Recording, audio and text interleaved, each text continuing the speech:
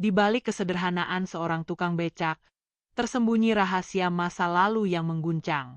Saat putri kecilnya dihina habis-habisan, sebuah kebenaran terungkap dan membalikkan segalanya. Beranikah kamu menghadapi masa lalu yang tak terduga ini? Mentari pagi merangkak naik perlahan, menyibak kabut tipis yang masih enggan beranjak dari punggung perbukitan. Cahayanya yang keemasan menari di atas dedaunan basah, membiaskan embun menjadi permata-permata kecil yang berkilauan. Di Desa Harapan, sebuah desa kecil yang tersembunyi di balik rimbunnya pohon jati dan hamparan sawah hijau, kehidupan dimulai dengan irama yang tenang dan bersahaja. Ayam jantan berkokok nyaring, memecah keheningan, disusul suara gesekan sapu lidi yang membersihkan halaman rumah. Di salah satu gubuk sederhana beratap rumbia, Siti sudah terjaga. Matanya yang bening menatap langit-langit bambu, mencoba mengusir sisa kantuk yang masih menempel. Udara pagi yang sejuk menyusup masuk melalui celah dinding, membelai kulitnya yang halus. Ia menarik napas dalam, merasakan aroma tanah basah dan dedaunan yang segar, aroma khas pedesaan yang selalu menenangkan hatinya. Namun, pagi ini, ada sedikit kegelisahan yang mengusik ketenangan itu. Hari ini adalah hari penting. Hari ini adalah pertemuan wali murid di sekolah. Bagi kebanyakan teman-temannya, mungkin ini adalah acara biasa, bahkan cenderung membosankan. Tapi bagi Siti, ini adalah momen yang selalu dinanti sekaligus ditakuti. Dinanti karena ia ingin menunjukkan kepada orang tuanya bahwa ia adalah anak yang berprestasi, meskipun dengan segala keterbatasan. Ditakuti karena ia tahu, di balik dinding-dinding sekolah yang megah itu, ada pandangan-pandangan yang tak pernah bisa ia hindari. Pandangan meremehkan, bisikan-bisikan sinis, dan tatapan iba yang terasa lebih menyakitkan daripada ejekan terang-terangan. Siti bangkit dari tempat tidurnya yang beralaskan tikar pandan. Ia melipat selimut tipisnya dengan rapi, lalu berjalan menuju dapur kecil. Ibunya, Bu Lastri, sudah sibuk menyiapkan sarapan. Aroma nasi hangat dan ikan asin goreng memenuhi ruangan, menciptakan suasana rumah yang hangat dan akrab. Bu Lastri adalah wanita parubaya dengan kulit yang sudah keriput karena terpaan matahari, namun senyumnya selalu mampu meneduhkan hati Siti. "Sudah bangun, Nak?" sapa Bu Lastri lembut, tanpa menoleh dari wajan penggorengan. "Sudah, Bu," jawab Siti, suaranya sedikit serak. Ia mengambil cangkir kaleng dan menuangkan air putih dari kendi tanah liat. "Jangan lupa sarapan yang banyak, ya? Hari ini kan ada pertemuan di sekolah," kata Bu Lastri, kini menoleh dan menatap putrinya dengan tatapan penuh kasih sayang. Ada gurat kekhawatiran di matanya, kekhawatiran yang Siti pahami betul. Siti mengangguk, mencoba tersenyum meyakinkan. "Iya, Bu. Siti pasti sarapan." Dalam hati, Siti tahu kekhawatiran ibunya bukan tanpa alasan. Mereka hidup sangat sederhana. Ayahnya, Pak Ahmad, bekerja sebagai tukang becak di kota kecamatan yang berjarak belasan kilometer dari desa. Penghasilannya tidak menentu, hanya cukup untuk makan sehari-hari dan sedikit ditabung untuk biaya sekolah Siti. Rumah mereka pun hanya gubuk kecil dengan dinding bambu dan lantai tanah. Berbeda jauh dengan rumah-rumah mewah teman-temannya yang orang tuanya adalah pejabat desa atau pengusaha. "Ayahmu sudah berangkat?" tanya Siti, mencoba mengalihkan pikiran dari pertemuan sekolah. "Sudah, Nak. Subuh tadi sudah berangkat. Katanya mau cari rezeki lebih hari ini," jawab Bu Lastri sambil menyajikan nasi di piring Siti. "Semoga saja ayahmu bisa pulang lebih cepat nanti sore." Siti mengangguk. Ia tahu, ayahnya selalu berusaha keras agar ia bisa sekolah. Setiap tetes keringat ayahnya adalah motivasi baginya untuk belajar lebih giat. Ia tidak ingin mengecewakan mereka. Ia ingin membuktikan bahwa kemiskinan bukanlah penghalang untuk meraih mimpi. Namun, kenyataan di sekolah seringkali terasa begitu pahit. Setelah sarapan, Siti membantu ibunya membersihkan rumah.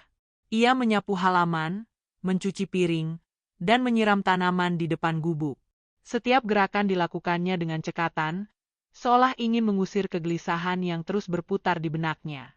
Ia mencoba meyakinkan dirinya bahwa semua akan baik-baik saja. Ini hanya pertemuan biasa. Tidak ada yang perlu dikhawatirkan. Tapi, Firasat buruk itu tetap saja menari-nari di sudut hatinya. Siti, sudah siap? Suara Bu Lastri memecah lamunan Siti. Siti menoleh. Ibunya sudah berdiri di ambang pintu, mengenakan kebaya sederhana yang sudah usang namun bersih. Rambutnya disanggul rapi. Wajahnya menunjukkan tekad yang kuat. Sudah, Bu, jawab Siti. Ia mengambil tas kainnya yang sudah lusuh, berisi buku-buku pelajaran dan alat tulis seadanya. Sebelum berangkat, Bu Lastri memeluk Siti erat. Pelukan yang hangat, penuh cinta, dan seolah ingin menyalurkan seluruh kekuatannya kepada putrinya. Jangan takut, Nak. Ibu dan ayah selalu bangga padamu. Apapun yang terjadi di sana, ingat, kamu adalah anak yang pintar dan baik hati. Siti membalas pelukan ibunya, menenggelamkan wajahnya di bahu Bu Lastri. Aroma sabun cuci dan keringat ibunya terasa begitu menenangkan. Ia mengangguk, mencoba menahan air mata agar tidak tumpah.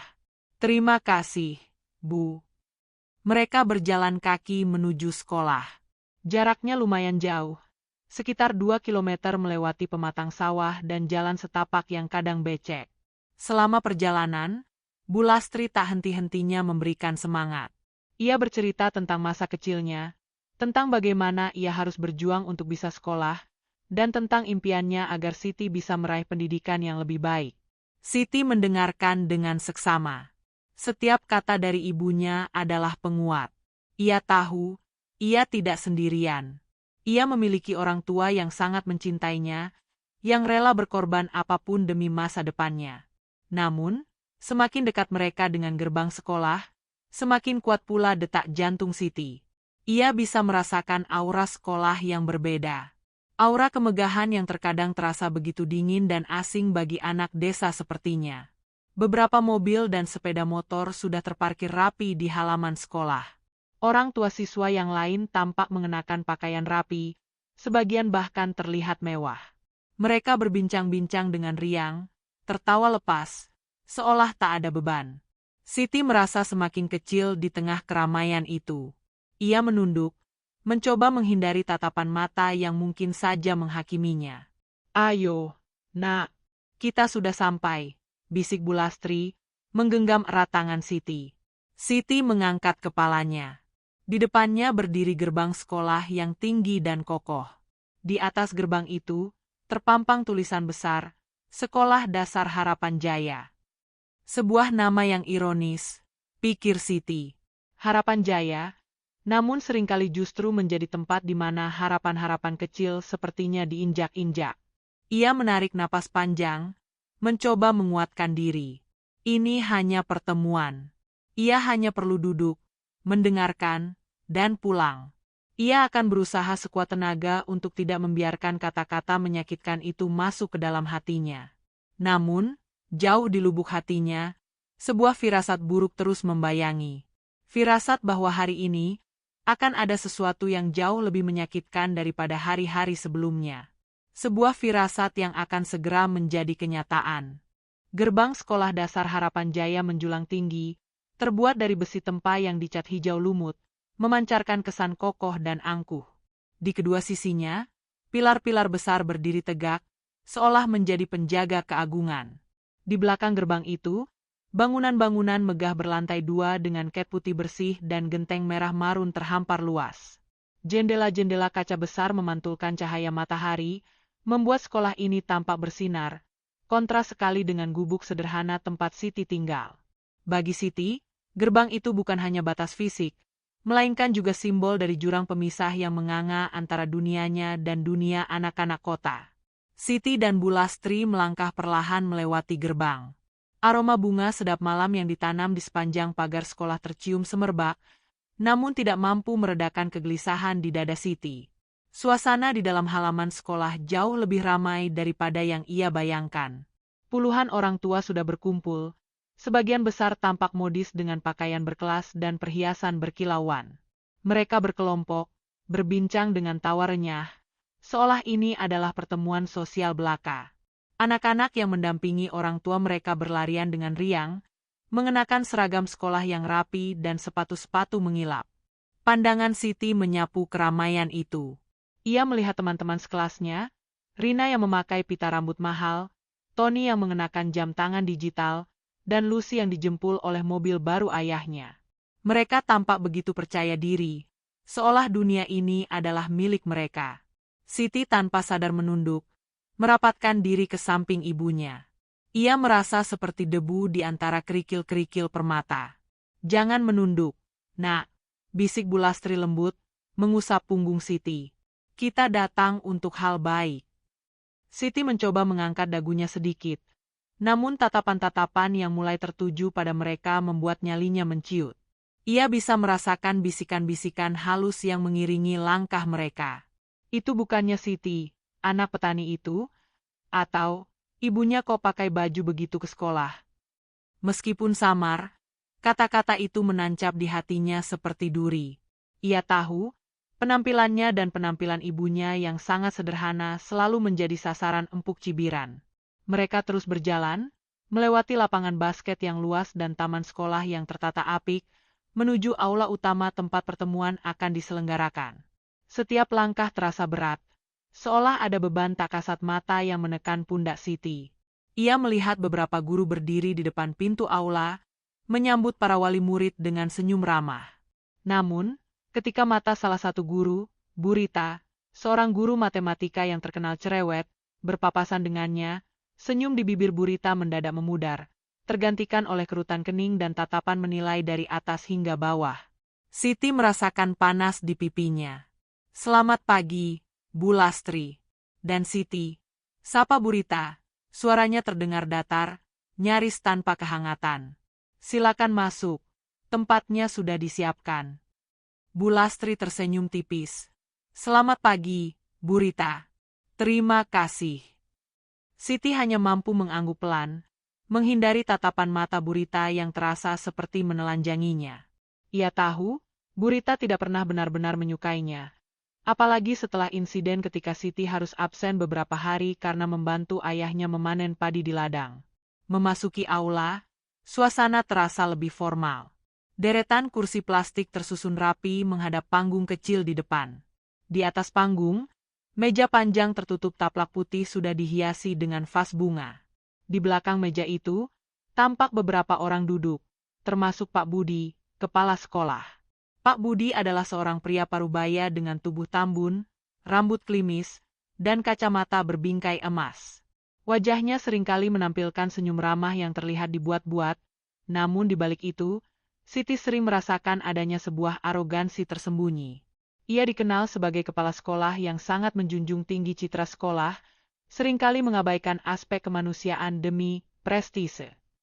Siti dan ibunya mencari tempat duduk di barisan paling belakang, tempat yang paling tidak mencolok. Siti merasa sedikit lega saat berhasil menemukan 2 kursi kosong di sudut, jauh dari pandangan orang banyak. Mereka duduk, dan Siti segera menunduk, menyibukkan diri dengan memandangi jemarinya yang saling bertaut. Dari tempatnya, ia masih bisa mendengar bisikan-bisikan dari kursi-kursi di depannya. "Kasihan ya, padahal anaknya lumayan pintar, tapi kok orang tuanya begitu?" Atau, "Sekolah ini harusnya seleksi ketat saja, biar kualitasnya terjaga." Setiap kata menembus kulitnya, menggores hatinya yang sudah rapuh. Ia tahu mereka membicarakannya. Ia selalu tahu. Di panggung, Pak Budi sudah berdiri. Ia tersenyum lebar, menunjukkan deretan giginya yang rapi. Ia mengedikkan kepalanya sedikit, seolah menyapa seluruh ruangan. Pandangannya menyapu ke seluruh penjuru aula, berhenti sejenak pada barisan belakang, tepat di mana Siti duduk. Sebuah senyum tipis, entah apa maknanya, terukir di bibirnya sebelum ia mulai berbicara. "Selamat pagi Bapak dan Ibu wali murid yang saya hormati. Assalamualaikum warahmatullahi wabarakatuh." Suaranya menggelegar, memenuhi ruangan. "Puji syukur kehadirat Tuhan Yang Maha Esa atas rahmat dan hidayahnya kita dapat berkumpul pada hari yang cerah ini dalam keadaan sehat walafiat." Siti berusaha memfokuskan pikirannya pada sambutan Pak Budi, namun sulit sekali.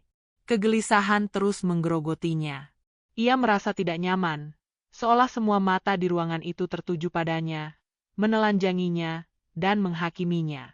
Setiap kata yang diucapkan Pak Budi tentang kemajuan sekolah, visi pendidikan, dan peningkatan kualitas terasa seperti pedang yang mengiris.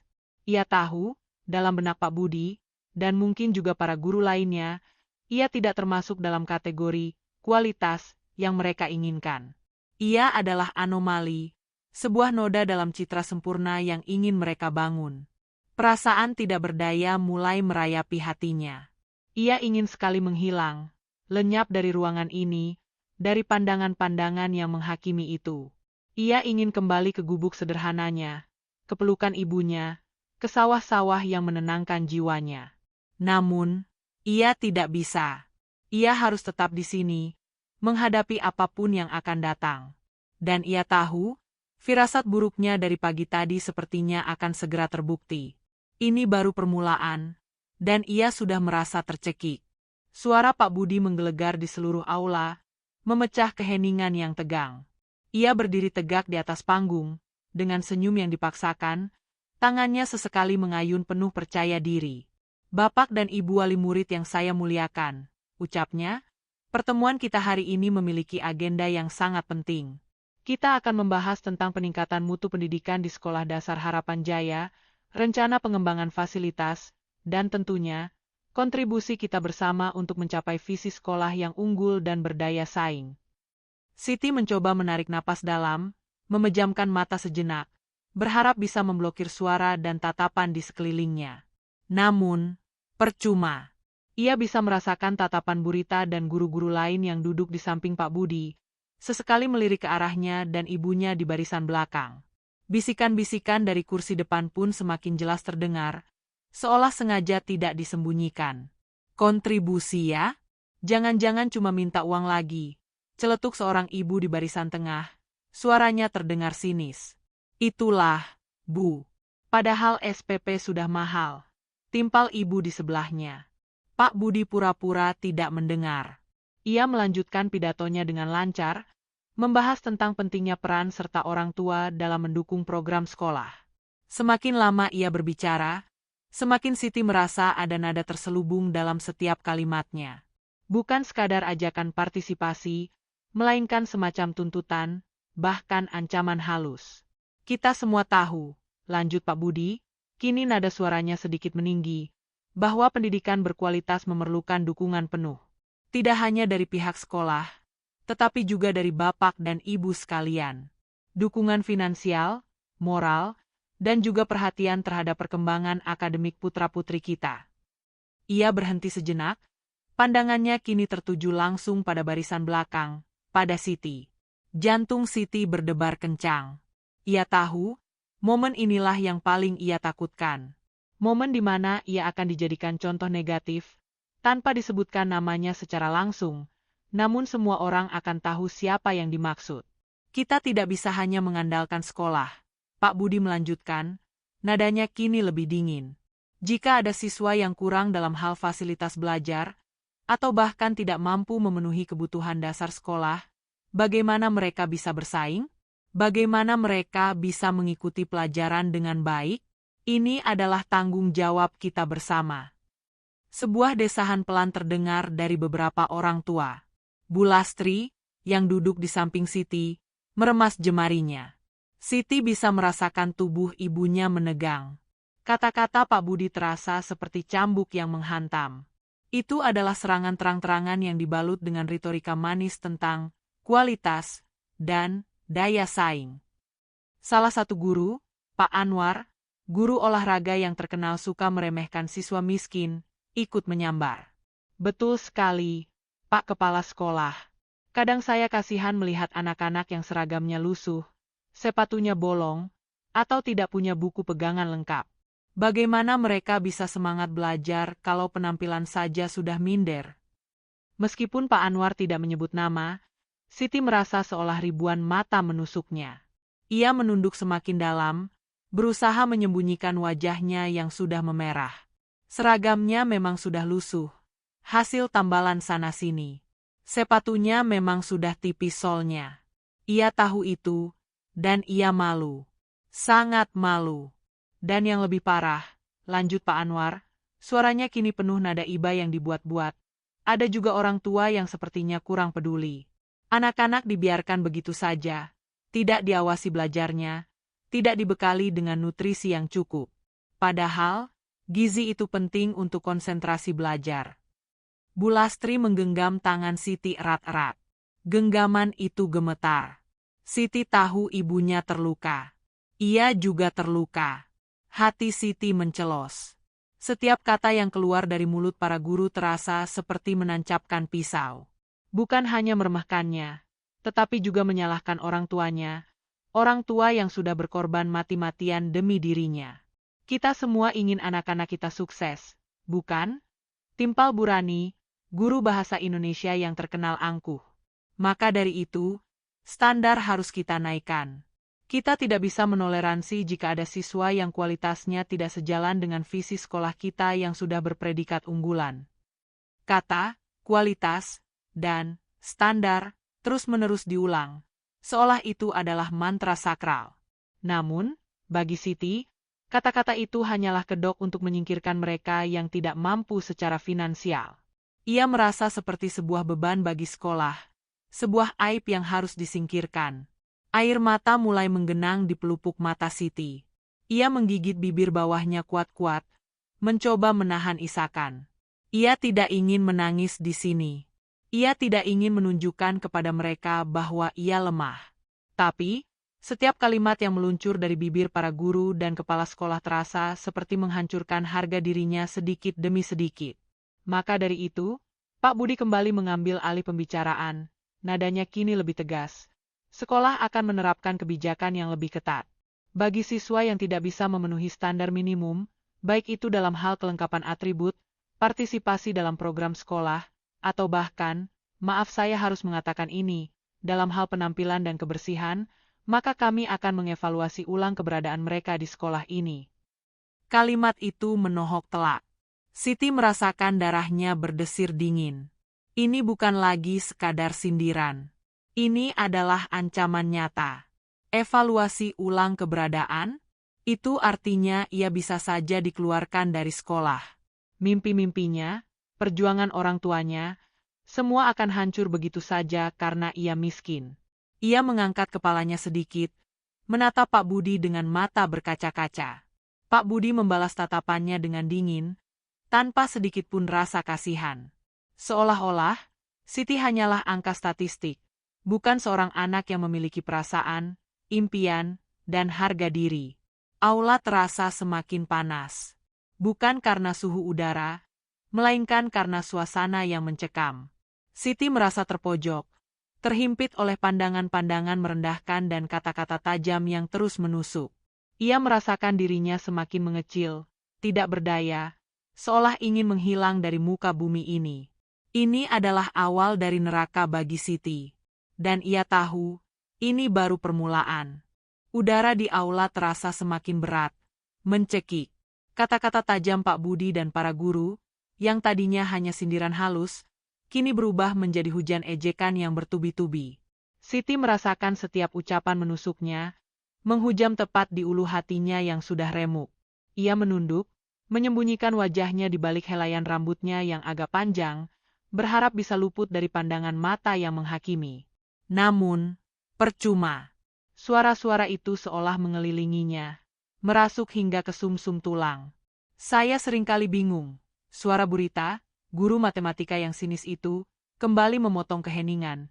Bagaimana siswa bisa fokus belajar kalau seragamnya saja sudah tidak layak? Bagaimana bisa semangat ke sekolah kalau sepatunya sudah bolong? Ini bukan hanya masalah penampilan. Ini tentang kesiapan mental dan rasa percaya diri. Siswa yang merasa minder karena penampilannya pasti akan sulit berprestasi. Bu Lastri, di samping Siti, menghela napas panjang. Genggaman tangannya pada Siti semakin erat, seolah ingin menyalurkan seluruh kekuatannya. Siti bisa merasakan getaran pada tangan ibunya, tanda bahwa ibunya pun merasakan sakit yang sama, atau bahkan lebih sakit, melihat putrinya diperlakukan seperti ini. Betul, Burita. Sambung Burani, guru bahasa Indonesia. Dan yang lebih penting lagi, bagaimana dengan masalah gizi? Kalau anak-anak tidak sarapan yang bergizi, otaknya tidak akan bisa bekerja maksimal. Lalu, Bagaimana bisa mengikuti pelajaran dengan baik? Padahal, kami para guru sudah berusaha maksimal dalam mengajar. Kalimat terakhir Bu Rani seolah menyiratkan bahwa kegagalan siswa, terutama Siti, bukan karena kurangnya kualitas pengajaran, melainkan karena kemiskinan dan kelalaian orang tua. Siti merasakan amarah perlahan merayapi hatinya, bercampur dengan rasa sakit yang tak terhingga. Apakah mereka tidak tahu seberapa keras ayahnya bekerja hanya untuk bisa memberinya makan dan menyekolahkannya? Apakah mereka pikir ia tidak ingin sarapan enak setiap pagi? Ia ingin sekali berteriak, menjelaskan, membela diri dan keluarganya. Dengan suara bergetar, Siti mencoba mengangkat kepalanya sedikit. Tapi, Bu, Siti selalu belajar keras. Siti selalu berusaha. Siti juga selalu sarapan. Namun, kata-katanya tenggelam dalam gumaman sinis dan tawa sumbang yang tiba-tiba pecah dari beberapa sudut ruangan. Sebuah tawa yang penuh ejekan, seolah mengejek keberanian kecilnya untuk membela diri. Belajar keras? Suara Pak Budi tiba-tiba terdengar, lebih dingin dari sebelumnya. Siti, nak, kami tahu kamu anak yang pintar. Tapi kepintaran saja tidak cukup. Kita harus realistis. Sekolah ini punya standar. Kami tidak ingin ada siswa yang merasa inferior atau justru membuat citra sekolah ini menurun karena beberapa hal yang Anda tahu sendiri. Siti merasa seolah ada tangan tak kasat mata yang mencekik lehernya. Ia tidak bisa bernapas. Beberapa hal yang Anda tahu sendiri. Kalimat itu begitu menghina, begitu merendahkan, tanpa perlu dijelaskan lebih lanjut. Semua orang tahu apa yang dimaksud. Kemiskinan. Statusnya sebagai anak petani. Kasihan, ya? Bisik seorang ibu di barisan depan. Suaranya jelas terdengar. Sudah tahu tidak mampu. Kenapa dipaksakan sekolah di sini? Harusnya kan di sekolah negeri saja yang biayanya murah. Iya, Bu, timpal ibu di sebelahnya. Anak-anak kita nanti jadi tidak nyaman bergaul kalau ada yang terlalu jauh perbedaannya. Bisikan-bisikan itu, yang tadinya samar, kini terdengar semakin jelas dan menyakitkan. Setiap kalimat adalah panah beracun yang menancap di dadanya. Siti merasa tubuhnya bergetar hebat. Matanya sudah basah oleh air mata yang siap tumpah. Ia mengepalkan tangannya di pangkuan, kukunya menusuk telapak tangannya, mencoba menahan rasa sakit di hatinya.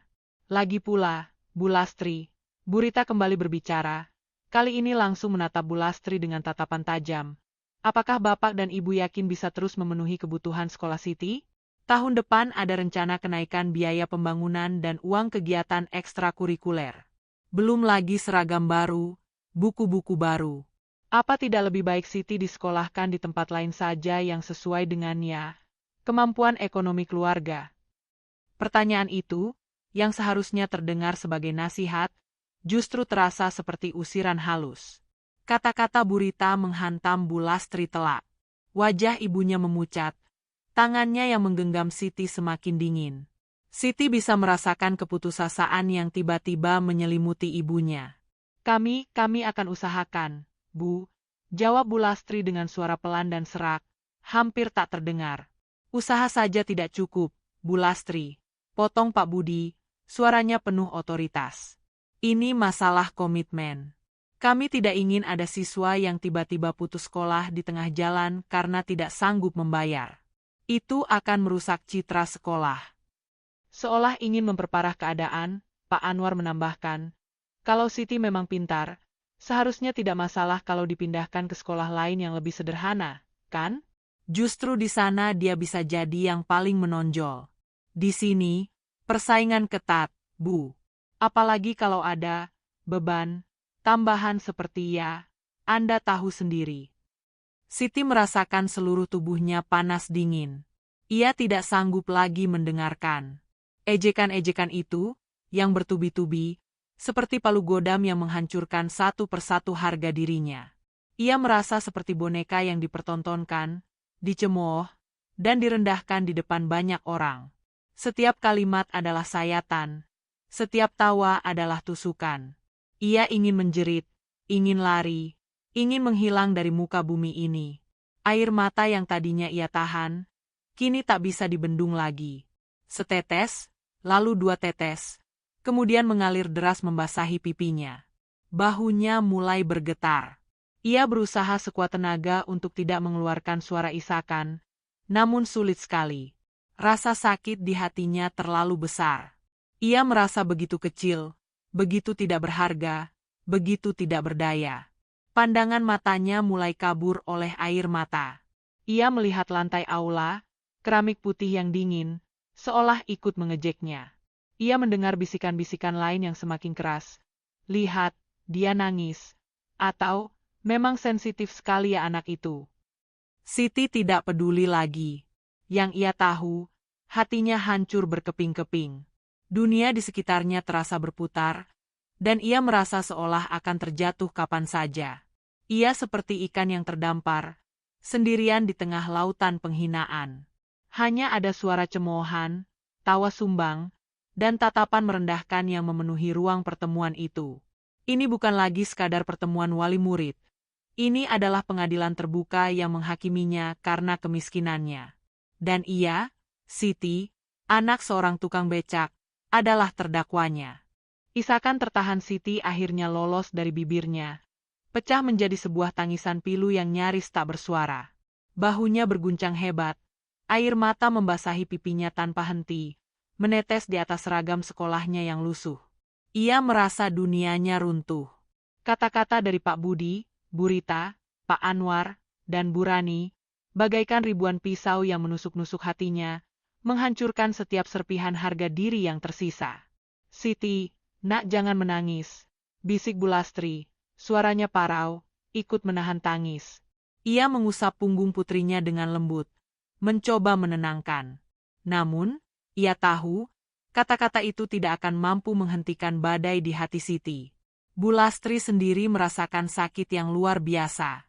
Ia adalah ibu, dan melihat anaknya diperlakukan seperti ini jauh lebih menyakitkan daripada penghinaan apapun yang ditujukan padanya. Pak Budi, di atas panggung, tampaknya tidak terpengaruh oleh tangisan Siti. Ia bahkan sedikit mengerutkan kening, seolah terganggu oleh suara isakan yang mengganggu formalitas acaranya. Saya harap kita bisa bersikap profesional di sini, Bapak dan Ibu. Katanya, nada suaranya mengarah pada Siti dan ibunya. Ini adalah forum serius untuk masa depan pendidikan anak-anak kita. Kita harus fokus pada solusi, bukan pada emosi yang tidak perlu. Siti merasa semakin terhina. Emosi yang tidak perlu? Apakah rasa sakitnya tidak berarti apa-apa bagi mereka? Apakah tangisannya hanyalah sebuah gangguan kecil dalam agenda penting mereka? Betul, Pak Kepala Sekolah, timpal Bu Rani, seolah membenarkan ucapan Pak Budi. Apalagi kalau di depan anak-anak. Itu tidak memberikan contoh yang baik. Kepala Siti semakin menunduk. Ia tidak sanggup mengangkatnya. Ia merasa ingin lenyap saja dari tempat itu. Ia membayangkan dirinya kembali ke gubuknya, meringkuk di sudut, jauh dari mata-mata menghakimi ini. Tapi ia tahu, itu hanya hayalan. Ia terjebak di sini, di tengah aula yang megah namun terasa seperti penjara, di tengah keramaian yang seolah hanya memperolok keberadaannya. Di benaknya, kilasan-kilasan ingatan melintas cepat, bagaikan film usang. Ia teringat ayahnya, Pak Ahmad, yang pulang larut malam dengan tubuh lelah, peluh membasahi kaosnya, namun selalu menyempatkan diri untuk bertanya, "Bagaimana sekolahmu hari ini, Nak?" Ada kesulitan. Ia teringat ibunya yang selalu menabung setiap rupiah hasil menjual sayuran di pasar demi bisa membelikan buku pelajaran untuknya. Setiap sen yang mereka keluarkan, setiap tetes keringat yang mereka curahkan, adalah bukti cinta dan pengorbanan yang tak ternilai. Dan kini, semua pengorbanan itu seolah dihina, diinjak-injak, dianggap tidak ada artinya di mata orang-orang ini. Mereka melihatnya sebagai beban, sebagai kemiskinan yang harus disingkirkan. Mereka tidak melihat kerja keras orang tuanya. Mereka tidak melihat mimpinya. Mereka hanya melihat seragamnya yang lusuh, sepatunya yang bolong, dan statusnya sebagai anak petani. Intinya, Bapak dan Ibu, Pak Budi melanjutkan, seolah ingin menyudahi drama yang tak diinginkannya. Pihak sekolah hanya ingin yang terbaik untuk seluruh siswa. Namun, terbaik itu harus selaras dengan standar dan visi misi sekolah kita. Kita tidak ingin ada kesenjangan yang terlalu mencolok di antara para siswa. Itu bisa mengganggu psikologis anak-anak yang lain.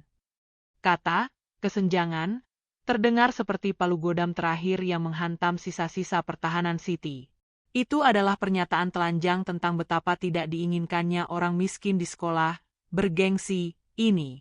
Ia, dengan segala kekurangannya, adalah kesenjangan yang harus dihilangkan. Siti merasa sangat kotor. Ia merasa seperti sampah yang harus disingkirkan agar pemandangan menjadi bersih. Dadanya sesak, napasnya tersengal. Sebuah keputusasaan yang mendalam merasukinya. Apa gunanya ia belajar keras? Apa gunanya ia bermimpi?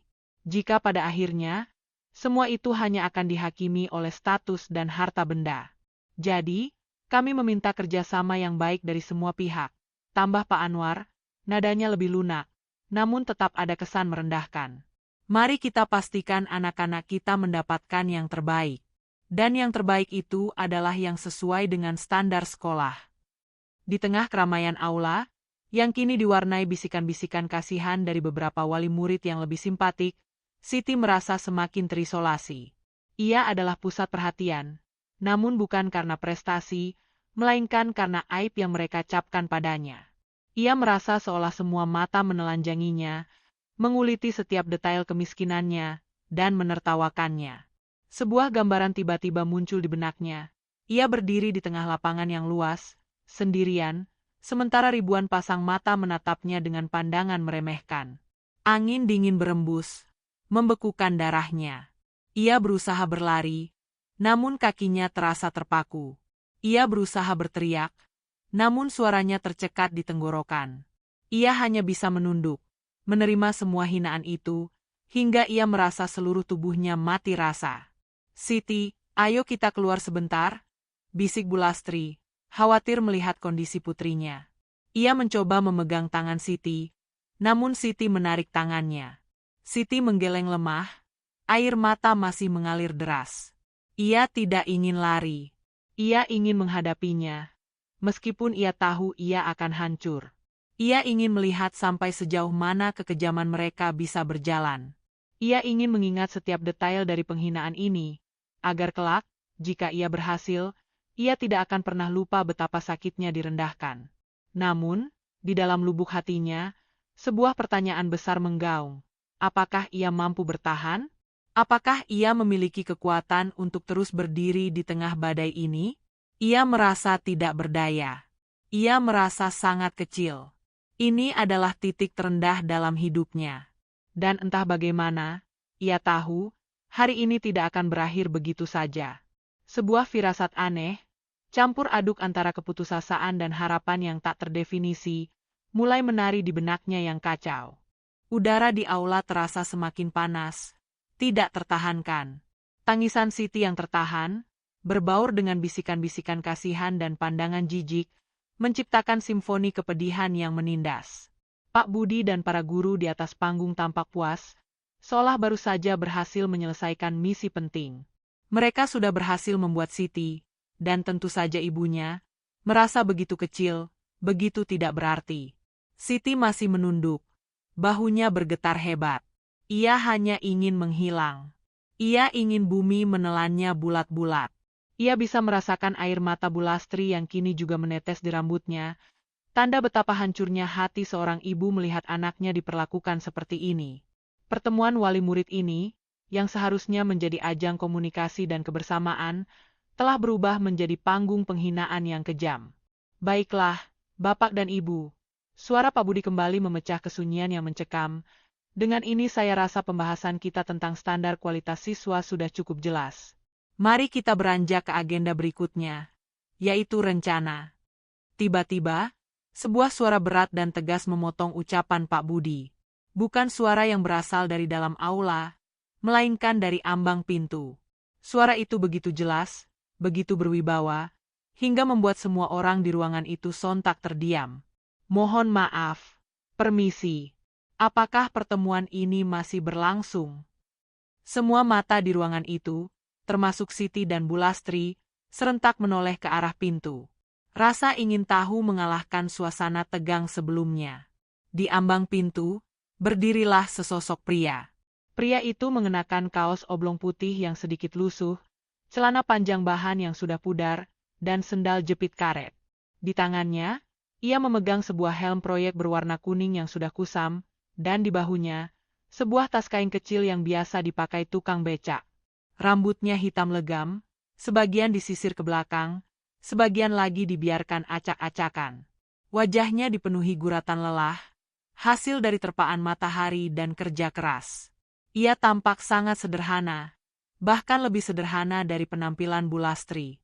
Namun, yang paling mencolok adalah matanya. Mata pria itu memancarkan sorot yang tajam, penuh ketegasan, namun juga menyimpan ketenangan yang luar biasa. Sorot mata itu tidak gentar sedikit pun menghadapi puluhan pasang mata yang kini menatapnya penuh tanda tanya, bahkan ada beberapa yang terang-terangan menunjukkan raut jijik.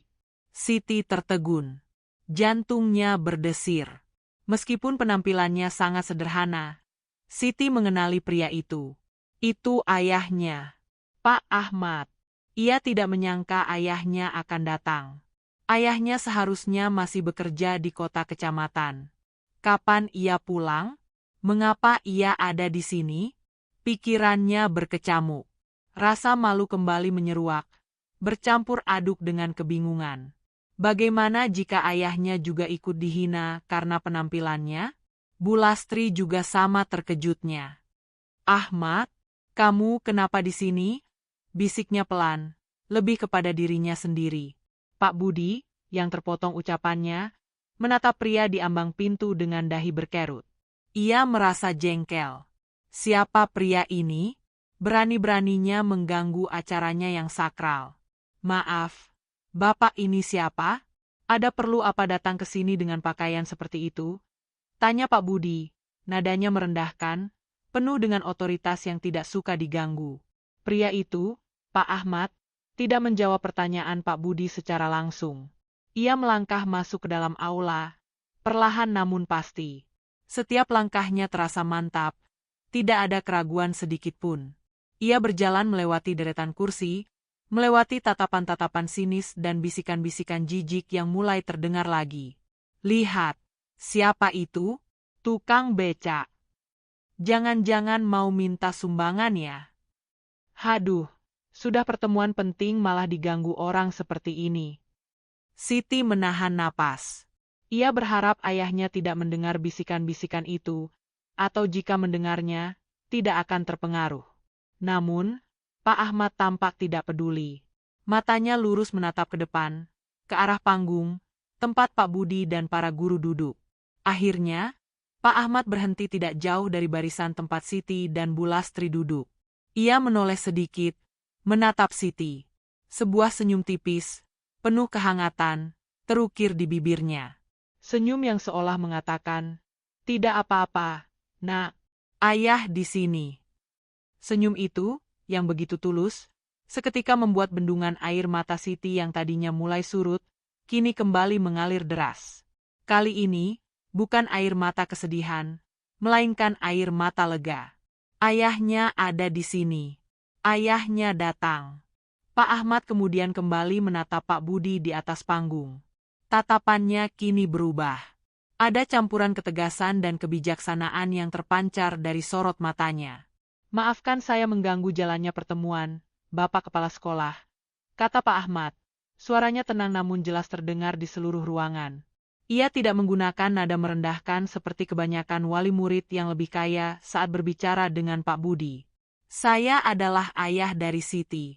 Saya ke sini untuk menjemput putri saya." Mendengar pengakuan itu, raut wajah Pak Budi dan para guru berubah. Dari jengkel menjadi sedikit terkejut, lalu kembali ke ekspresi meremehkan.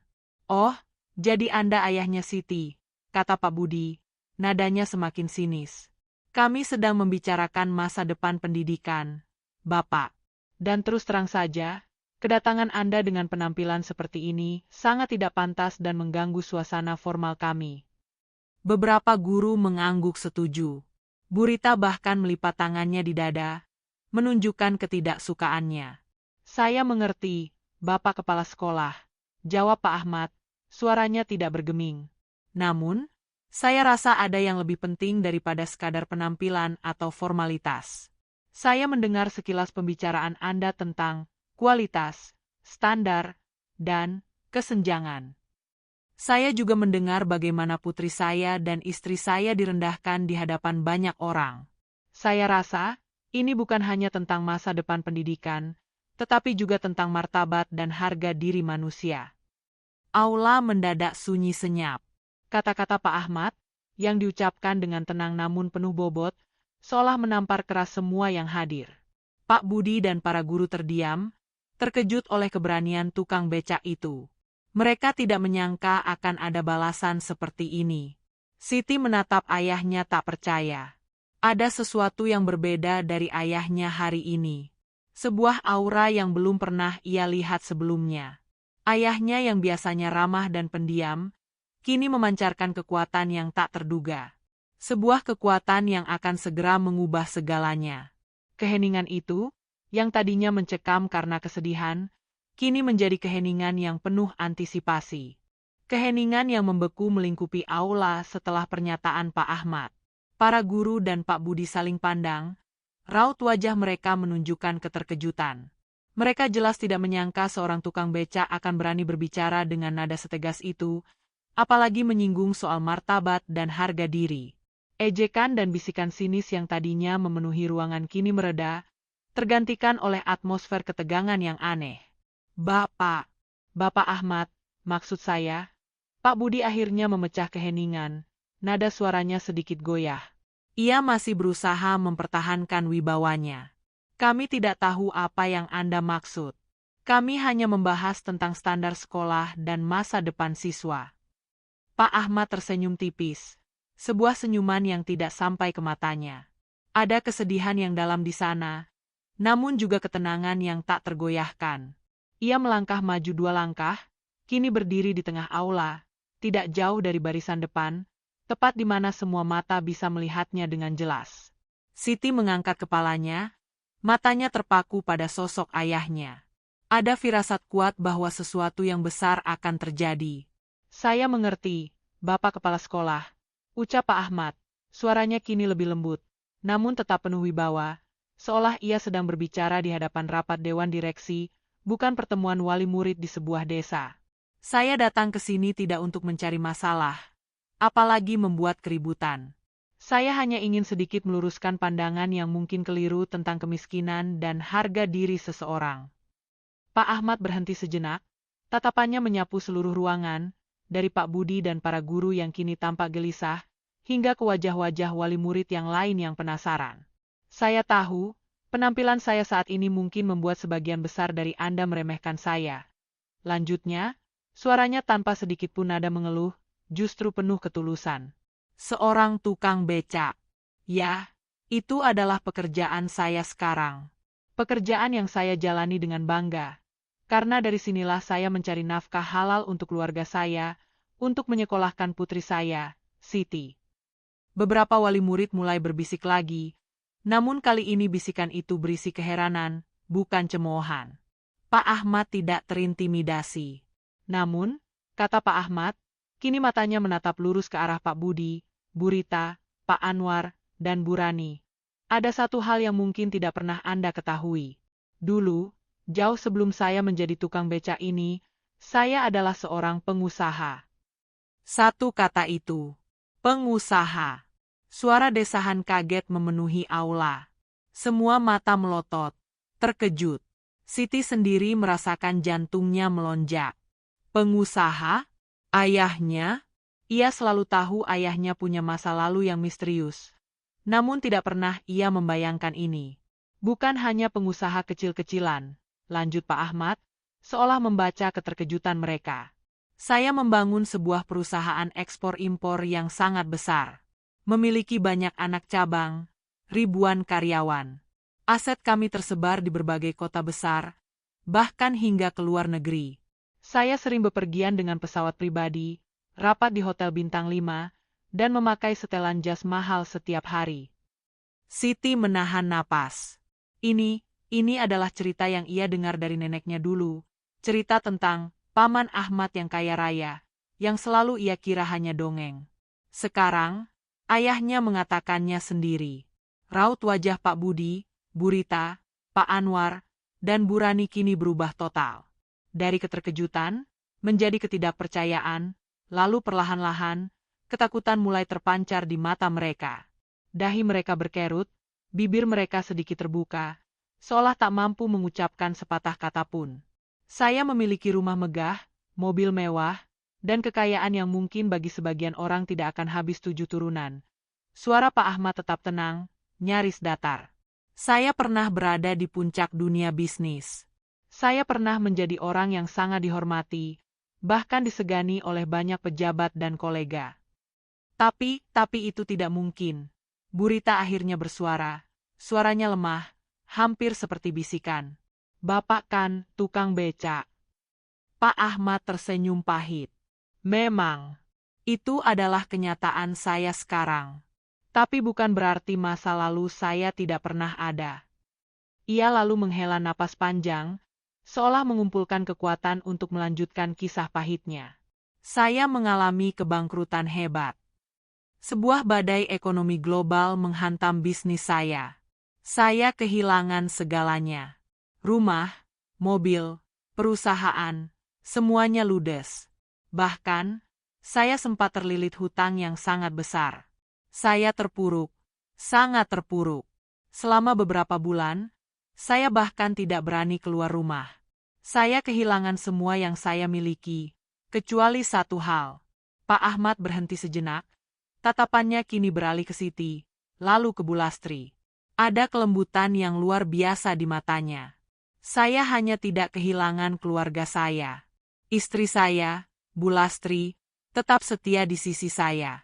Putri saya, Siti, tidak pernah berhenti memberikan senyum dan semangat. Saya bisa saja memilih untuk bunuh diri. Saya bisa saja memilih untuk menghilang dan melarikan diri dari semua hutang itu. Tapi saya memilih untuk tidak melakukannya. Saya memilih untuk bangkit.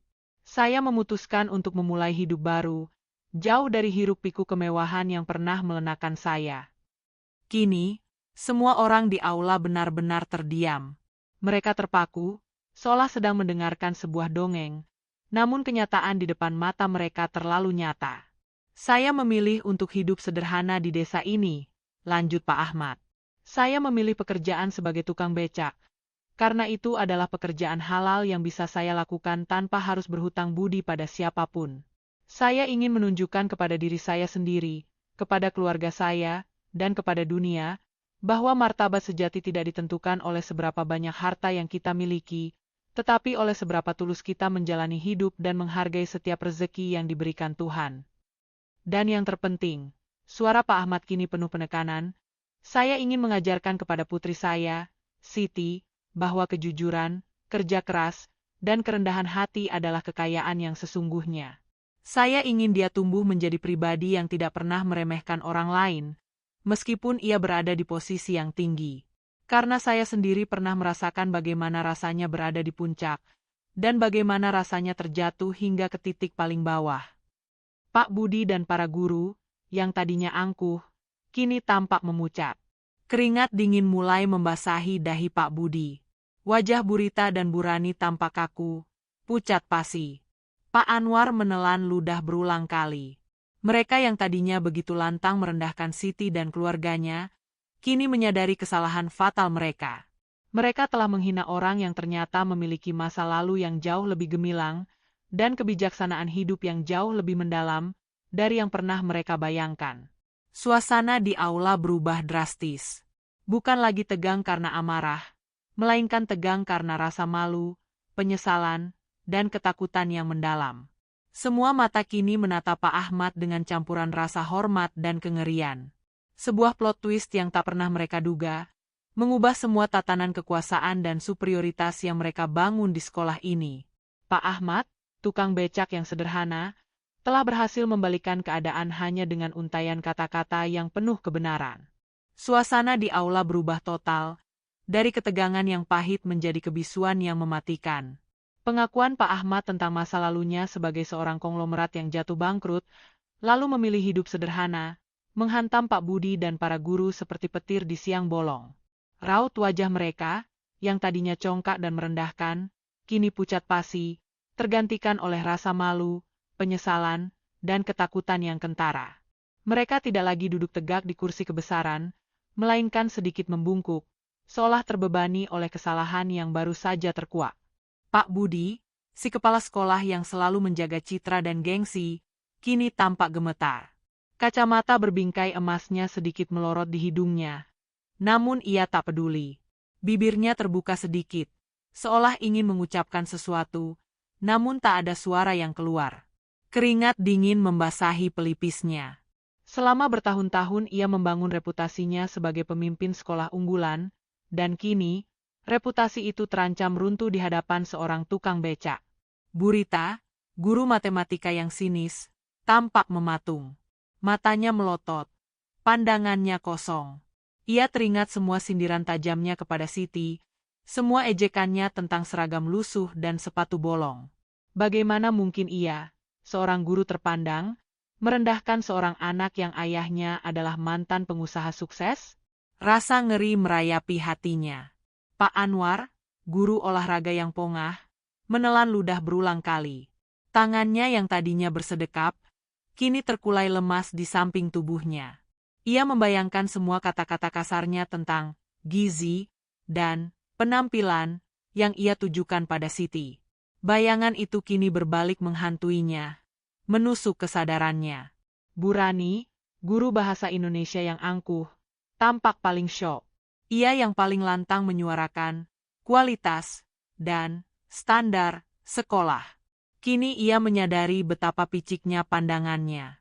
Orang yang ia rendahkan ternyata memiliki standar hidup dan kebijaksanaan yang jauh melampaui dirinya.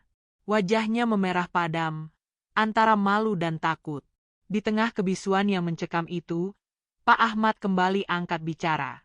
Suaranya tetap tenang, tidak ada nada balas dendam atau kemarahan, justru penuh dengan kebijaksanaan yang diperoleh dari perjalanan hidupnya yang panjang. Saya menceritakan semua ini, kata Pak Ahmad, tatapannya menyapu seluruh ruangan, bukan untuk mengungkit masa lalu atau pamer kekayaan. Kekayaan itu sudah tidak ada. Yang saya miliki sekarang hanyalah keluarga saya dan pekerjaan sederhana ini. Ia berhenti sejenak, menatap lurus ke arah Pak Budi dan para guru yang kini menunduk. Saya hanya ingin Anda semua memahami satu hal. Martabat dan nilai seseorang tidak pernah bisa diukur dari seberapa banyak harta yang ia miliki atau seberapa megah penampilannya. Seorang manusia harus dihargai berdasarkan karakter, kerja keras, dan hatinya. Kata-kata itu bagaikan tamparan yang menyadarkan. Pak Budi tiba-tiba bangkit dari kursinya, wajahnya dipenuhi penyesalan. Tanpa diduga, ia berjalan mendekat ke arah Pak Ahmad, lalu tiba-tiba berlutut di hadapan pria berseragam tukang becak itu. Maafkan saya, Pak Ahmad. Suara Pak Budi parau, penuh penyesalan. Maafkan atas keangkuhan dan kesalahan saya. Saya telah salah menilai. Saya telah menghina putri Bapak, dan juga istri Bapak. Saya dibutakan oleh jabatan dan penampilan. Saya sungguh-sungguh meminta maaf atas semua perkataan dan perbuatan saya. Siti terbelalak, tidak percaya dengan apa yang dilihatnya. Kepala sekolah yang gagah dan angkuh itu kini berlutut di hadapan ayahnya, memohon ampun. Itu adalah pemandangan yang tidak pernah terlintas dalam mimpinya yang paling liar sekalipun. Seketika, Burita, Pak Anwar, dan Burani juga bangkit dari kursi mereka. Dengan langkah gemetar, mereka mengikuti jejak Pak Budi, berlutut di hadapan Pak Ahmad. Maafkan kami juga, Pak Ahmad, seru Burita, suaranya pecah. Kami terlalu sombong dan picik. Kami telah menyakiti hati Siti. Kami sungguh menyesal. Ampuni kami, Pak, sambung Pak Anwar, matanya berkaca-kaca. Kami telah merendahkan orang yang seharusnya kami hormati. Kami berjanji akan mengubah cara pandang kami. Kami mohon ampun, Pak Ahmad, Bu Lastri, Siti. Timpal Burani, suaranya tercekat. Kami tidak pantas menjadi guru jika hati kami sebusuk ini. Mereka semua menunduk. Wajah mereka memerah karena malu dan air mata penyesalan. Mereka bersujud, memohon ampun, tak peduli lagi dengan citra atau wibawa yang selama ini mereka jaga. Rasa takut akan konsekuensi perbuatan mereka, dan rasa malu yang tak tertahankan, melingkupi mereka sepenuhnya. Siti, yang tadinya terpaku, kini merasakan air mata kebahagiaan dan kelegaan membanjiri pipinya. Ini bukan lagi air mata kesedihan, melainkan air mata kemenangan. Kemenangan atas penghinaan, kemenangan atas kesombongan. Ayahnya, dengan segala kesederhanaannya, telah menunjukkan kepada mereka semua makna sejati dari kekuatan dan martabat. Beban berat yang selama ini menekan dadanya, seketika terangkat. Ia merasakan kebebasan yang luar biasa. Bulastri pun tak kuasa menahan tangis haru. Ia memeluk Siti erat, mencium kening putrinya. Semua perjuangan mereka, semua pengorbanan mereka, semua penghinaan yang mereka terima, akhirnya terbayar lunas di momen ini. Pak Ahmad menatap mereka yang berlutut dengan tenang. Tidak ada kemenangan yang jumawa di matanya, hanya ada ketenangan dan kebijaksanaan. Bangunlah, Bapak dan Ibu, kata Pak Ahmad lembut, tangannya terulur, mempersilakan mereka berdiri. Saya tidak pernah datang ke sini untuk meminta Anda semua bersujud. Saya hanya ingin Anda memahami. Memahami bahwa pendidikan sejati bukan hanya tentang angka-angka di rapor atau kemegahan bangunan, tetapi tentang hati nurani, empati, dan kemampuan untuk melihat nilai dalam setiap manusia, tanpa terkecuali. Kata-kata Pak Ahmad itu menembus relung hati mereka yang berlutut. Mereka perlahan bangkit, masih dengan kepala tertunduk, penuh penyesalan. Aula yang tadinya dipenuhi cemoohan dan penghinaan, kini digantikan oleh aura penyesalan yang mendalam dan sebuah pelajaran berharga yang akan terukir abadi di hati semua yang hadir. Siti melihat ayahnya, sosok yang sederhana namun perkasa, dan ia tahu, hari ini adalah awal dari segalanya. Udara di aula yang tadinya dipenuhi ketegangan dan tangis kesedihan, kini terasa lebih ringan, namun masih diselimuti aura penyesalan yang mendalam. Pak Budi dan para guru telah berdiri, namun kepala mereka tetap tertunduk, mata mereka menghindari tatapan Pak Ahmad. Permohonan maaf mereka tulus, mengalir dari hati yang baru saja tersadar dari keangkuhan. Pak Ahmad memandangi mereka dengan tenang, tidak ada sedikit pun dendam di matanya. Ia adalah pria yang pernah merasakan pahitnya kehilangan segalanya, dan dari sana ia belajar makna sejati dari pengampunan dan kerendahan hati. Ia tahu, momen ini adalah kesempatan untuk tidak hanya memulihkan martabat keluarganya, tetapi juga untuk memberikan pelajaran yang lebih besar. Saya sudah memaafkan kalian, Bapak dan Ibu, ucap Pak Ahmad dengan suara lembut, namun cukup jelas terdengar di seluruh ruangan. Ia tidak meninggikan suaranya, tidak ada intonasi kemenangan, justru ada nada kebijaksanaan yang mendalam. Setiap manusia bisa salah. Yang terpenting adalah bagaimana kita belajar dari kesalahan itu dan mau berubah menjadi lebih baik. Ia menatap Pak Budi, yang kini menatapnya dengan penuh harap. Bapak Kepala Sekolah, jabatan dan wewenang yang Anda miliki adalah amanah. Amanah untuk mendidik, bukan untuk menghakimi. Amanah untuk merangkul, bukan untuk menyingkirkan. Setiap siswa, tanpa memandang latar belakangnya, memiliki hak yang sama untuk mendapatkan pendidikan terbaik dan perlakuan yang adil. Pak Budi mengangguk pelan, air mata masih menggenang di pelupuk matanya. Saya mengerti, Pak Ahmad. Saya sangat mengerti. Saya berjanji, mulai hari ini, tidak akan ada lagi diskriminasi di sekolah ini. Kami akan memperlakukan setiap siswa dengan setara, dengan kasih sayang, dan dengan menjunjung tinggi martabat mereka. Dan Anda semua, Bapak dan Ibu guru, lanjut Pak Ahmad, kini tatapannya beralih ke Bu Rita, Pak Anwar, dan Bu Rani. Tugas seorang guru adalah mulia. Kalian adalah pembentuk karakter, bukan hanya pengajar mata pelajaran. Anak-anak membutuhkan teladan, bukan cibiran. Mereka membutuhkan dukungan, bukan penghinaan. Jangan biarkan penampilan luar mengaburkan pandangan kalian terhadap potensi dan hati seorang anak. Bu Rita, yang selama ini dikenal angkuh, kini tak mampu berkata-kata. Ia hanya bisa mengangguk. Air mata menetes membasahi kerudungnya. Pak Anwar dan Bu Rani pun menunjukkan penyesalan yang sama. Air muka mereka tampak terpukul. Namun juga ada secercah harapan untuk perubahan. Siti, yang duduk di samping ibunya, mengamati semua ini dengan hati yang lega. Beban berat yang selama ini menekan dadanya seolah terangkat sepenuhnya. Ia merasakan kebebasan yang luar biasa. Ia melihat ayahnya, bukan lagi sebagai tukang becak yang sederhana, melainkan sebagai seorang guru kehidupan yang luar biasa. Ayahnya telah mengajarkan pelajaran paling berharga hari itu, bukan hanya kepada para guru, tetapi juga kepada seluruh wali murid yang hadir. Beberapa wali murid yang tadinya ikut-ikutan mencemooh, kini merasa sangat malu. Mereka menunduk, menghindari tatapan mata Siti. Sebagian dari mereka bahkan mulai menyeka air mata, tersentuh oleh kebesaran hati Pak Ahmad dan pelajaran yang baru saja mereka terima. Mereka menyadari betapa dangkalnya penilaian mereka selama ini. Saya harap, Pak Ahmad melanjutkan, nadanya kini lebih kepada seluruh audiens. Kejadian hari ini bisa menjadi pembelajaran bagi kita semua. Bahwa kekayaan sejati bukanlah materi, melainkan hati yang tulus, pikiran yang bijaksana, dan jiwa yang penuh empati. Marilah kita didik anak-anak kita tidak hanya pintar secara akademis, tetapi juga kaya akan budi pekerti dan rasa kemanusiaan. Kata-kata penutup Pak Ahmad meresap ke dalam hati setiap orang di aula. Ada keheningan yang berbeda sekarang. Bukan keheningan karena ketegangan, melainkan keheningan yang penuh refleksi dan introspeksi. Mereka semua, termasuk Siti, menyadari bahwa hari ini mereka telah menyaksikan sebuah drama kehidupan yang mengajarkan lebih banyak daripada teori-teori pendidikan manapun. Pak Budi kemudian kembali ke atas panggung. Raut wajahnya kini jauh lebih rendah hati. Bapak dan Ibu wali murid sekalian, katanya, suaranya sedikit bergetar.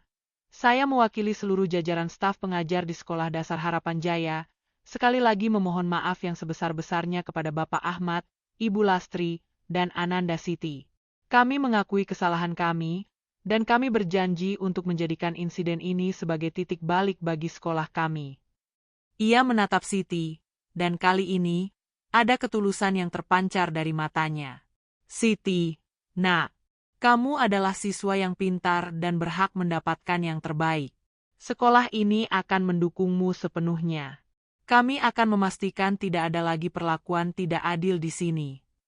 Siti membalas tatapan Pak Budi dengan senyuman kecil, senyuman yang penuh arti. Ia tidak lagi merasa terpojok. Ia merasa diterima. Ia merasa dilihat, bukan hanya fisiknya, tetapi juga jiwanya.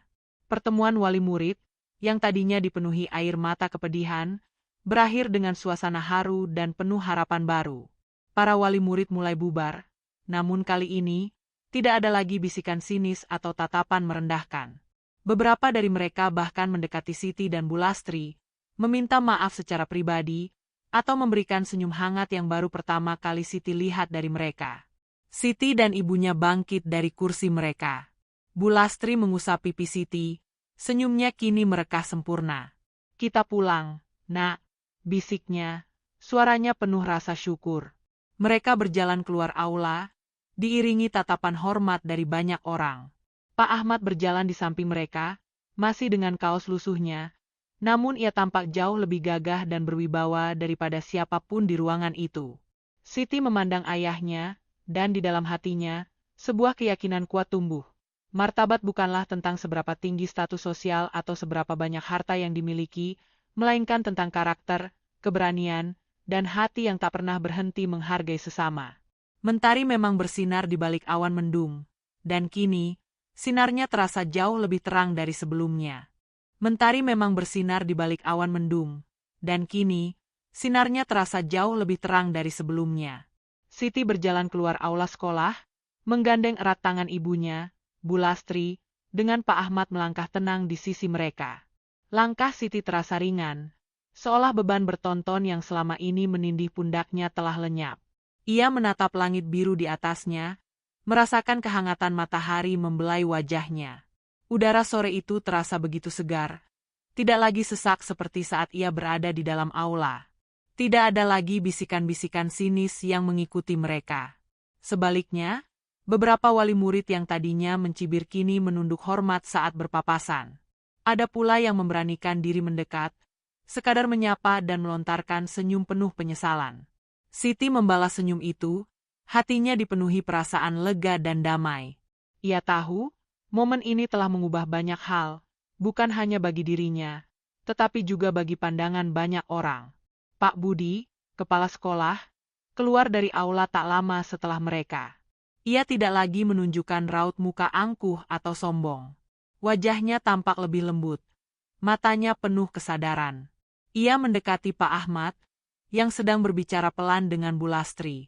Pak Ahmad, sapa Pak Budi, suaranya tulus. Saya ingin memastikan. Saya berjanji, apa yang terjadi hari ini akan menjadi pelajaran terbesar bagi saya dan seluruh jajaran sekolah. Kami akan segera mengadakan rapat internal untuk mengubah kebijakan, memastikan tidak ada lagi diskriminasi, dan kami akan menekankan nilai-nilai kemanusiaan di atas segalanya. Pak Ahmad mengangguk. Saya pegang janji Anda, Bapak Kepala Sekolah. Pendidikan yang baik adalah pendidikan yang mencerdaskan hati, bukan hanya otak. Betul sekali, Pak, sahut Pak Budi, nadanya penuh hormat. Dan untuk Siti, kami ingin Bapak tahu, kami sangat bangga memiliki siswa seperti Siti. Ia anak yang sangat berprestasi dan kuat. Kami akan memberikan dukungan penuh agar Siti bisa meraih semua mimpinya. Ia kemudian menatap Siti dengan senyum tulus. Jangan khawatir lagi ya, Nak Siti. Sekolah ini adalah rumahmu. Siti membalas senyum Pak Budi. Ada kelegaan yang luar biasa di hatinya. Kata-kata, rumahmu, itu terasa begitu menenangkan. Selama ini, sekolah seringkali terasa seperti medan perang, tempat ia harus berjuang melawan pandangan-pandangan merendahkan. Kini, tempat itu terasa seperti sebuah pelabuhan yang aman. Bu Rita, Pak Anwar, dan Bu Rani juga ikut mendekat. Wajah mereka masih menunjukkan jejak penyesalan, namun kini ada ketulusan di mata mereka. Siti, Nak, ucap Bu Rita, suaranya sedikit bergetar. Maafkan Ibu atas semua kata-kata Ibu. Ibu sungguh menyesal. Kamu anak yang hebat, lebih hebat dari yang Ibu kira. Betul, Nak, timpal Pak Anwar. Kami telah salah. Maafkan kami yang picik ini. Bu Rani mengusap lembut kepala Siti. Teruslah semangat belajar ya. Nak, kamu adalah inspirasi bagi kami semua. Siti merasa haru. Ia tidak memendam dendam. Hatinya terlalu lega untuk itu. Ia tahu, mereka semua telah belajar sebuah pelajaran yang mahal hari ini. Tidak apa-apa, Bapak dan Ibu Guru. Siti juga meminta maaf jika ada salah. Pak Ahmad tersenyum bangga melihat putrinya. Terima kasih atas pengertiannya, Bapak dan Ibu Guru. Semoga sekolah ini bisa menjadi contoh yang baik ke depannya. Mereka berpamitan, lalu melanjutkan perjalanan pulang. Sepanjang jalan, Siti tak henti-hentinya menatap ayahnya. Ayah, kenapa ayah tidak pernah cerita kalau dulu ayah pengusaha? Tanyanya, nada suaranya penuh rasa ingin tahu dan kagum. Pak Ahmad tersenyum, mengusap puncak kepala Siti. Ayah tidak ingin kamu besar kepala. Nak, ayah ingin kamu belajar bahwa kekayaan sejati itu ada di hati, bukan di dompet. Ayah ingin kamu tahu bahwa jatuh bangun itu biasa. Yang penting bagaimana kita bangkit lagi dengan tetap menjaga harga diri dan kemanusiaan. Ayah tidak ingin kamu terbebani dengan masa lalu ayah. Ayah ingin kamu melihat ayah sebagai tukang becak biasa yang bekerja keras untukmu. Agar kamu tahu, tidak ada pekerjaan yang rendah jika dilakukan dengan jujur dan penuh martabat. Kata-kata ayahnya meresap ke dalam hati Siti. Ia akhirnya memahami mengapa ayahnya memilih untuk menyembunyikan masa lalunya yang gemilang. Itu adalah sebuah pelajaran hidup yang berharga, sebuah filosofi yang mendalam. Ayahnya ingin ia belajar menghargai setiap tetes keringat, setiap perjuangan, dan setiap orang, tanpa memandang status sosial. Bu Lastri, yang sejak tadi terdiam, kini ikut berbicara. Ayahmu memang seperti itu, Nak. Dia selalu ingin yang terbaik untukmu, dengan cara yang paling sederhana dan bermakna. Mereka berjalan beriringan di pematang sawah. Angin sore berembus lembut, menerbangkan beberapa helai rambut Siti. Ia merasakan kebahagiaan yang meluap-luap. Hari ini, ia tidak hanya mendapatkan kembali martabatnya, tetapi juga melihat ayahnya dalam cahaya yang berbeda, cahaya seorang pahlawan tanpa tanda jasa. Kini, setiap langkah Siti terasa lebih mantap. Ia tidak lagi merasa rendah diri. Ia tahu siapa dirinya, dan ia bangga dengan asal-usulnya. Ia bangga memiliki ayah seorang tukang becak yang dulunya seorang konglomerat, yang memilih hidup sederhana demi mengajarkan nilai-nilai kehidupan yang sesungguhnya. Mentari mulai condong ke barat. Sinarnya masih memancarkan kehangatan. Di kejauhan, gubuk sederhana mereka tampak semakin dekat. Bagi Siti, gubuk itu kini terasa lebih hangat, lebih bermakna, dan lebih agung daripada gedung sekolah yang megah sekalipun. Ia tahu, ini adalah awal yang baru. Sebuah awal di mana ia bisa terbang lebih tinggi, membawa nama baik keluarganya, dan selalu mengingat pelajaran berharga yang ia dapatkan di hari itu, bahwa keberanian sejati adalah menjadi diri sendiri, dan martabat sejati adalah milik mereka yang menghargai sesama. Sejak pertemuan wali murid yang menggemparkan itu, ada angin perubahan yang berembus kencang di sekolah dasar Harapan Jaya. Seperti embun pagi yang menyegarkan, suasana sekolah terasa berbeda. Bukan lagi tempat di mana stigma sosial mengakar kuat, melainkan mulai menjadi ladang di mana bibit-bibit empati dan rasa hormat mulai ditanam. Dan di tengah perubahan itu, Siti adalah salah satu saksi sekaligus motor penggeraknya.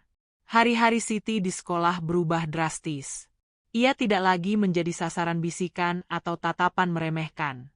Sebaliknya, ia kini diperlakukan dengan hormat, bahkan oleh teman-teman yang dulu sering mencibirnya. Beberapa dari mereka, seperti Rina dan Tony, mendekatinya dengan malu-malu, meminta maaf atas perlakuan mereka di masa lalu. Siti, dengan hati yang lapang, menerima permintaan maaf itu. Ia tahu, mereka semua juga adalah korban dari sistem yang salah, dari pandangan yang sempit. Pak Budi, si kepala sekolah, benar-benar menepati janjinya. Dalam seminggu setelah kejadian itu, ia mengumpulkan seluruh staf pengajar dan komite sekolah. Sebuah kebijakan baru dicanangkan, pendidikan inklusif dan berbasis karakter. Tidak ada lagi diskusi tentang kualitas siswa berdasarkan status ekonomi. Setiap anak dianggap berharga, setiap potensi harus digali, dan setiap martabat harus dijunjung tinggi. Sosialisasi pun dilakukan secara gencar, bahkan hingga ke pertemuan desa. Perubahan paling terasa adalah sikap para guru. Bu Rita, yang tadinya sinis, kini menjadi lebih sabar dan suportif. Ia seringkali menghampiri Siti di kelas, memberikan bimbingan ekstra, dan memujinya di depan teman-teman lain. Siti ini anak yang pintar dan gigih, katanya suatu kali di depan kelas. Suaranya tulus. Semangat belajarnya patut dicontoh. Pak Anwar, guru olahraga, yang dulunya suka meremehkan, kini aktif mengajak Siti dan teman-teman dari latar belakang sederhana untuk berpartisipasi dalam berbagai kegiatan ekstrakurikuler. Ia bahkan meluangkan waktu untuk melatih mereka secara khusus, memastikan semua merasa dilibatkan. Bu Rani, guru bahasa Indonesia, yang terkenal angkuh, menjadi lebih ramah. Ia sering berbagi buku bacaan dengan Siti, mengajak berdiskusi, dan membantu Siti mengembangkan minatnya dalam menulis. Siti merasakan dukungan yang luar biasa. Beban di pundaknya lenyap, berganti dengan semangat belajar yang membara. Ia semakin giat belajar, tidak hanya untuk dirinya sendiri, tetapi juga untuk membuktikan bahwa kepercayaan yang kini diberikan kepadanya tidak sia-sia. Nilai-nilainya meningkat pesat. Ia menjadi lebih aktif di kelas, lebih percaya diri dalam mengutarakan pendapat, dan lebih berani mengikuti berbagai lomba akademik. Di rumah, kehidupan keluarga Siti tetap sederhana, namun dipenuhi kehangatan dan kebahagiaan. Pak Ahmad tetap bekerja sebagai tukang becak. Ia tidak pernah memanfaatkan masa lalunya untuk mencari keuntungan atau popularitas. Ia tetap menjadi sosok ayah yang rendah hati, bijaksana, dan pekerja keras. Namun, kini ia bukan lagi tukang becak biasa di mata masyarakat desa. Kisahnya menyebar luas, menjadi inspirasi bagi banyak orang. Sesekali, Pak Ahmad diundang untuk berbicara di acara-acara desa, menceritakan pengalamannya. Ia selalu menekankan pentingnya kejujuran, kerja keras, dan martabat. Harta bisa habis, jabatan bisa hilang, katanya dalam sebuah pertemuan desa, tapi karakter dan harga diri akan melekat selamanya. Kata-katanya selalu disambut tepuk tangan meriah. Hubungan Siti dengan ayahnya semakin kuat. Setiap sore, setelah pulang sekolah, Siti suka bercerita tentang pelajaran yang ia dapat, tentang teman-temannya, dan tentang guru-gurunya yang kini bersikap baik. Pak Ahmad selalu mendengarkan dengan sabar, kadang memberikan nasihat bijak yang semakin membuka wawasan Siti. Mereka sering duduk bersama di teras gubuk, memandangi hamparan sawah di kala senja, berbagi tawa dan cerita. Siti tahu, kenapa ayah memilih hidup seperti ini? Tanya Pak Ahmad suatu sore, sambil menyeruput teh hangat. Siti mengangguk. Agar Siti tahu, nilai manusia itu bukan dari materi, tapi dari hati dan bagaimana kita menghargai orang lain. Pak Ahmad tersenyum bangga. Tepat sekali, Nak. Ayah ingin kamu menjadi mentari yang tidak hanya menyinari dirimu sendiri, tapi juga orang lain. Kamu harus menjadi contoh bahwa dari kesederhanaan pun, seseorang bisa memiliki hati yang lapang dan jiwa yang besar. Meskipun sekolah telah berubah, Siti tidak pernah melupakan akar dan asal-usulnya. Ia tetap menjadi Siti yang sederhana, ramah, dan rendah hati. Ia tahu, di balik semua dukungan dan perhatian yang kini ia terima, ada sebuah pelajaran pahit yang harus ia ingat, bahwa dulu, ia pernah direndahkan. Dan pelajaran itu akan selalu menjadi pengingat baginya untuk tidak pernah melakukan hal yang sama kepada orang lain. Desa Harapan, yang tadinya seolah terbelah oleh status sosial, kini terasa lebih guyup. Kisah Siti dan Pak Ahmad menjadi semacam mitos modern, pengingat abadi bahwa di balik penampilan yang paling sederhana sekalipun, mungkin tersimpan kekayaan yang tak ternilai harganya, dan kebijaksanaan yang jauh melampaui gelar atau harta benda. Sekolah Dasar Harapan Jaya pun perlahan berubah, dari tempat yang elitis menjadi cerminan sejati dari sebuah harapan, tempat di mana setiap anak, tanpa terkecuali, berhak untuk tumbuh dan bersinar. 7 tahun telah berlalu sejak hari bersejarah di Aula Sekolah Dasar Harapan Jaya. Mentari sore itu kini memancarkan cahaya keemasan di atas kota, menembus celah-celah gedung pencakar langit yang menjulang. Di sebuah auditorium megah yang dipenuhi tepuk tangan dan sorak-sorai, seorang wanita muda berdiri di podium, memancarkan aura kebijaksanaan dan karisma yang menawan. Ia mengenakan kebaya modern yang elegan, namun tatapan matanya tetap memancarkan kerendahan hati yang mendalam. Wanita itu adalah Siti. Siti telah tumbuh menjadi pribadi yang luar biasa. Ia berhasil menyelesaikan pendidikannya dengan predikat cum laude dari salah satu universitas terbaik di Indonesia, mengambil jurusan pendidikan. Impiannya untuk menjadi seorang guru, untuk memberikan dampak positif pada generasi mendatang, kini terwujud. Ia bukan hanya seorang pengajar, melainkan seorang inspirator, seorang pembaharu yang percaya pada kekuatan empati dan inklusi. Hadirin sekalian, suara Siti menggema di seluruh auditorium. Saya berdiri di sini hari ini, bukan hanya sebagai perwakilan dari ratusan guru di seluruh negeri, tetapi juga sebagai bukti hidup bahwa pendidikan sejati melampaui sekat-sekat sosial, melampaui kemewahan materi. Saya adalah Siti, anak seorang tukang becak yang pernah direndahkan karena latar belakangnya. Ratusan mata terpaku padanya. Ada kebisuan penuh kekaguman. Mereka semua tahu kisah Siti, kisah tentang seorang gadis desa yang menginspirasi perubahan di sekolahnya, dan kemudian di banyak sekolah lain. Saya ingat betul hari itu. Lanjut Siti, senyum tipis terukir di bibirnya, namun matanya memancarkan keseriusan. Hari di mana saya merasa dunia runtuh, di mana harga diri saya diinjak-injak. Namun, di hari yang sama pula, ayah saya, Pak Ahmad, datang dan mengajarkan sebuah pelajaran yang tak ternilai. Pelajaran tentang martabat sejati, tentang kekayaan budi pekerti, dan tentang kekuatan untuk tidak pernah meremehkan orang lain. Siti berhenti sejenak, membiarkan kata-katanya meresap. Ayah saya, seorang tukang becak yang dulu adalah pengusaha sukses, mengajarkan kepada saya bahwa kejujuran, ketulusan, dan kerendahan hati adalah warisan paling berharga yang bisa diberikan orang tua kepada anaknya. Beliau memilih hidup sederhana bukan karena kalah, melainkan karena menang atas keserakahan dan kesombongan duniawi. Tepuk tangan pecah, riuh rendah. Banyak di antara hadirin yang meneteskan air mata, terinspirasi oleh kisah Siti dan ayahnya. Dan saya juga ingin mengucapkan terima kasih, kata Siti, kini menatap ke arah barisan tamu kehormatan di depan. Di sana, duduklah Pak Budi, yang kini sudah pensiun dari jabatannya sebagai kepala sekolah, dan beberapa guru lama, termasuk Bu Rita, Pak Anwar, dan Bu Rani. Wajah mereka menua, namun pancaran mata mereka penuh kebanggaan dan penyesalan yang tak lekang.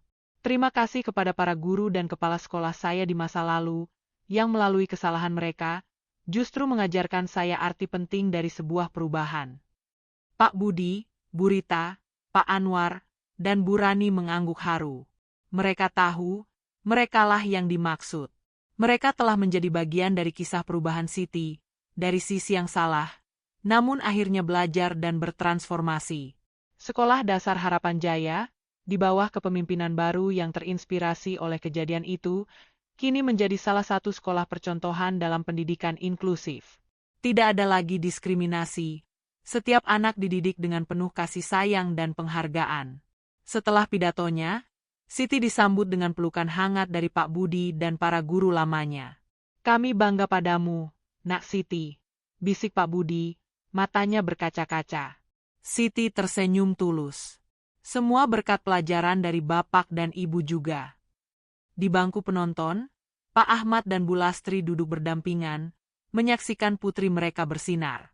Pak Ahmad, meskipun rambutnya kini memutih, sorot matanya tetap tajam dan penuh kebanggaan. Ia memegang erat tangan Bu Lastri.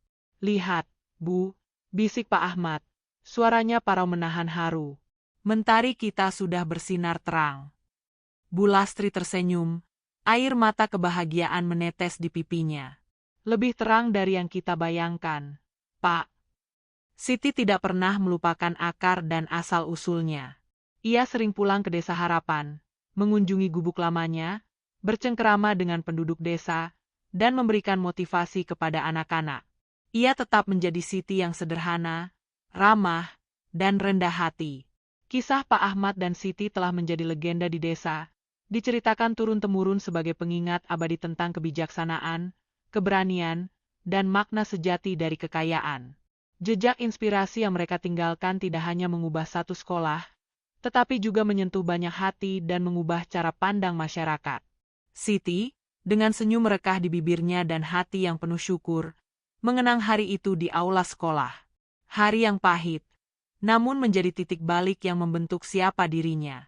Ia adalah bukti nyata bahwa dari keterpurukan, seseorang bisa bangkit, bersinar, dan menjadi cahaya bagi sesama. Kisahnya akan selalu menjadi pengingat bahwa di balik awan yang gelap, selalu ada mentari yang siap bersinar, jauh lebih terang dari sebelumnya.